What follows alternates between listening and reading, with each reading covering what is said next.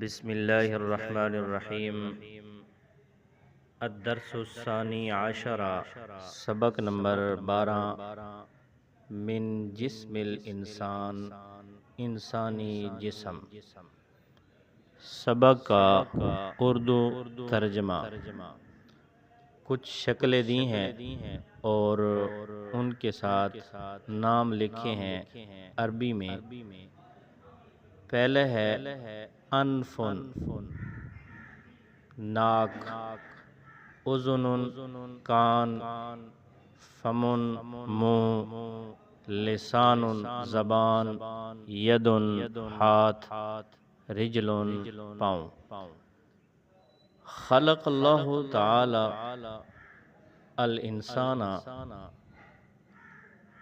اللہ تعالیٰ نے انسان کو پیدا کیا، وَأَعْطَاهُ الْجِسْمَ، اور اس کو جسم عطا کیا، الَّذِي لَهُ أَعْضَاءٌ مُخْتَلِفَةٌ، جس کے مختلف اعضاء ہیں، وَمِنْ أَهَمِّهَا، ان میں سے اہم، الیدان، دو ہاتھ، والرجلان، اور دو پاؤں، والفم، اور منہ، والانف، اور ناک، واللسان، اور زبان، والاذن، اور کان ہے۔ یہ اہم اعضاء میں سے اہم اعضاء یہ ہیں۔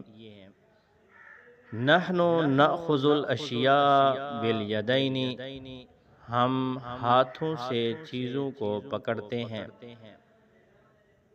ونمشی بالرجلین، اور پاؤں سے چلتے ہیں، وننظر بالعینین، اور آنکھوں سے دیکھتے ہیں، ونأکل بالفم، منہ سے کھاتے ہیں، ونشم بالانف، ناک سے سونگھتے ہیں، ونسمع بالاذنین، اور کانوں سے سنتے ہیں، ونتکلم باللسان، اور زبان کے ذریعے باتیں کرتے ہیں۔